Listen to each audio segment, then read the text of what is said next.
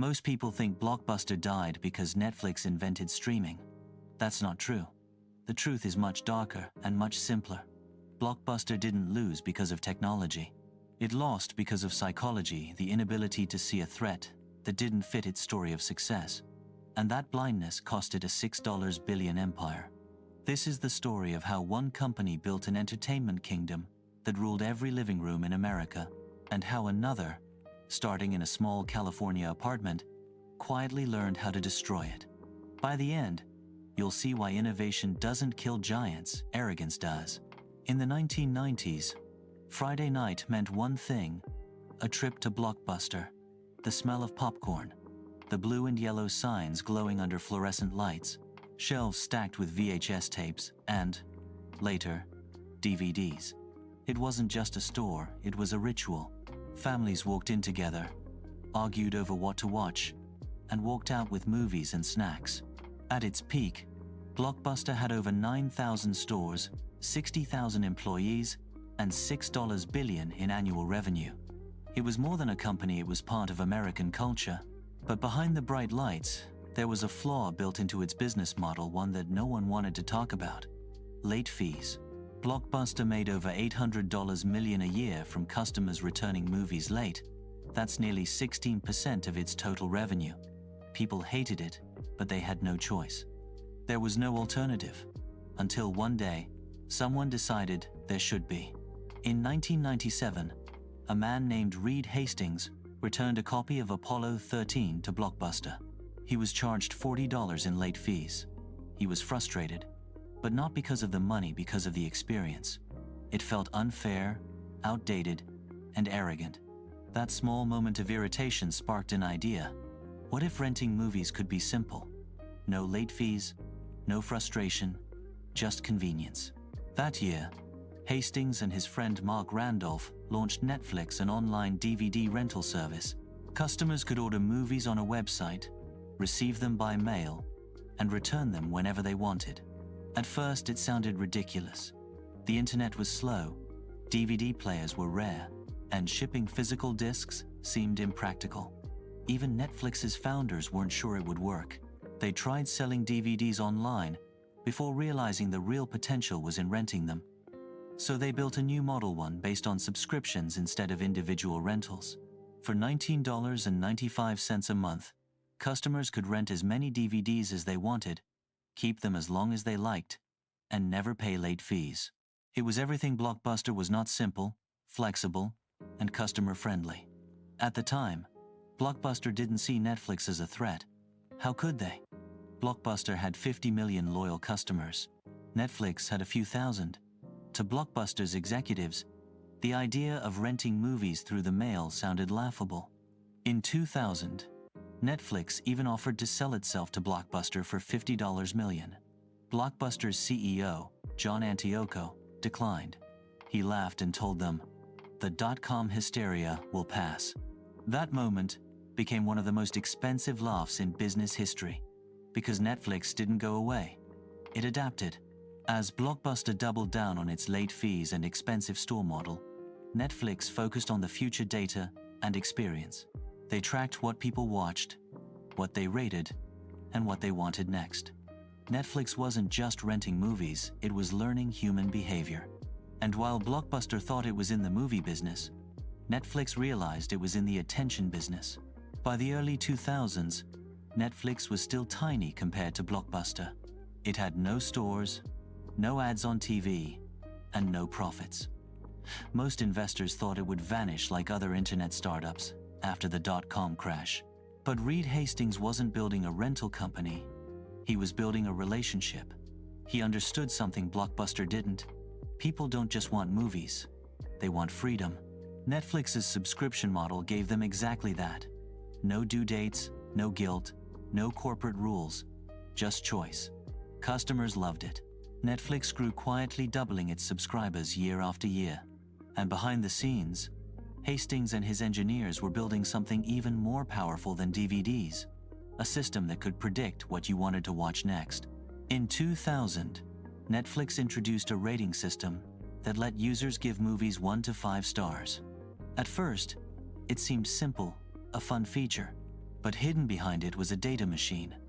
Each rating taught Netflix how its audience thought. It learned patterns: who loved comedies, who preferred thrillers, who liked obscure documentaries at 2 a.m. Soon, Netflix could recommend films more accurately than any human clerk in a Blockbuster store. While Blockbuster hired more staff, Netflix trained its algorithm.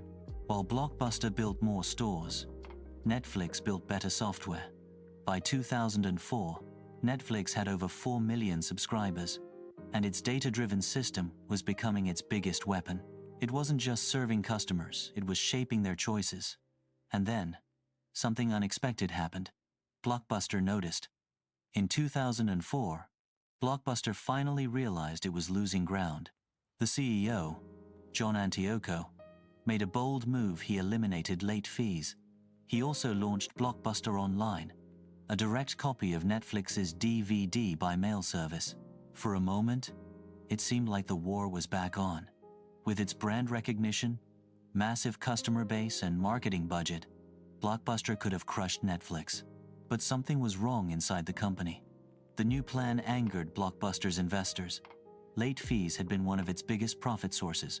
Eliminating them looked like financial suicide. The board revolted. They demanded higher short-term profits, not risky innovation. In 2007, Antioco was fired. His replacement, Jim Keyes, came from 7-Eleven.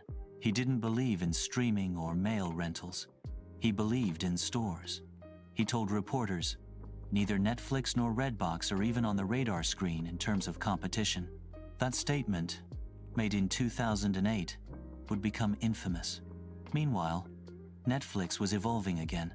DVDs were just the beginning. Hastings knew the internet was about to change everything: faster speeds, bigger bandwidth, and cheaper access. So he made a move that would redefine entertainment forever.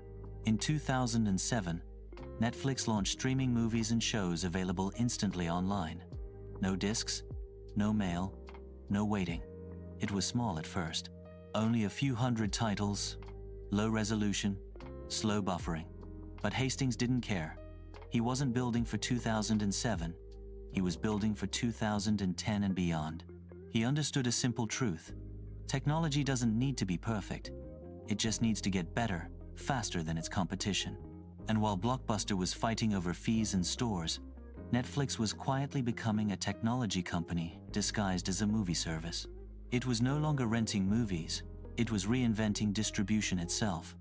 By 2009, Netflix had 10 million subscribers. Its brand meant innovation, personalization, and convenience. Blockbuster's brand meant the opposite: late fees, inconvenience, and the past. The company was drowning in $900 million of debt. Store traffic collapsed. By 2010, it filed for bankruptcy. But this wasn't just the fall of a company. It was the fall of a mindset. Blockbuster believed the future would look like the present, just with more stores. Netflix believed the future would look nothing like today. And that's why one survived and the other didn't. Most people think Netflix won because it saw the internet coming. But that's not the secret. The real reason Netflix destroyed Blockbuster was because it understood time, not technology. Blockbuster sold a product, a movie for a night. Netflix sold an experience, freedom from friction, no store hours, no return dates, no waiting in line, no guilt. It didn't just give people movies, it gave them control. And control, in the modern world, is more valuable than anything else. By 2010, Netflix had turned data into its greatest weapon. It knew what people liked before they did. It saw trends forming in real time. And while studios still gambled millions guessing what audiences wanted, Netflix had proof. Every pause, every skip, every rewatch, it all became insight. Netflix realized something revolutionary. In the age of attention, knowledge about behavior is worth more than the product itself. That realization led to a decision that would transform it from a distributor into a creator. In 2011, Netflix took a massive risk. Instead of just streaming Hollywood films, it decided to make its own. The first big experiment was House of Cards. But this wasn't a guess. It was a calculation. Netflix had analyzed millions of user interactions and discovered a pattern. People who liked political dramas also loved Kevin Spacey and director David Fincher, so it greenlit the series before even seeing a pilot episode. When House of Cards premiered in 2013, it wasn't just a hit. It was proof that data could drive creativity. Netflix had reinvented not only how people watched entertainment, but how it was made. Blockbuster could have never done that. It didn't have the data, it didn't have the vision, and, most of all, it didn't have the humility to adapt. Here's the paradox. Blockbuster thought people loved movies. Netflix knew they loved comfort. When you went to Blockbuster, you faced choices, scarcity, and disappointment. The movie you wanted might be out of stock. When you logged into Netflix, every choice was instant. That changed everything. Netflix didn't compete on price. It competed on ease, on reducing friction, until watching became effortless. And that's the psychological shift that destroyed Blockbuster. Convenience always wins over tradition. But there's one more secret, the part almost everyone misses. Netflix didn't just destroy Blockbuster, it destroyed itself twice. First, when it abandoned DVDs for streaming. Then again, when it stopped relying solely on Hollywood and started producing originals. Each time, it risked killing its own business before someone else could. That's the hallmark of true innovation. The willingness to burn your own castle before it becomes a prison. Reed Hastings once said, "If we're not constantly disrupting ourselves, someone else will." That's the difference between Netflix and Blockbuster. Blockbuster protected what it had. Netflix chased what it could become. By the late 2010s, Netflix had become a verb. To Netflix meant to relax, to escape, to consume stories endlessly. Its influence stretched beyond film and television. It changed how we think about time itself. No schedules, no commercials, no limits. For the first time in history, entertainment bent to the viewer's will, not the other way around. That's why Netflix didn't just replace Blockbuster. It replaced television itself. And yet, even as Netflix rose, new competitors appeared. Disney+, Amazon, Apple, and others. The same cycle was beginning again, because every empire, no matter how modern, eventually faces its own reflection. In 2010, Blockbuster's last store closed. Rows of empty shelves, faded posters, a neon sign flickering like a ghost of the past. That image wasn't just the end of a company. It was the end of an era, one where convenience could still be delayed, and patience was part of daily life. Netflix didn't just destroy Blockbuster. It destroyed waiting. It destroyed scarcity. It destroyed limits. And in doing so, it created something much more powerful, the expectation that everything should be instant. That's the legacy of this story. Innovation didn't kill Blockbuster. Complacency did. Netflix didn't win because it had better technology. It won because it had better timing and the courage to evolve before the world demanded it. Because in business, as in life, the real danger isn't falling behind. It's believing you never could.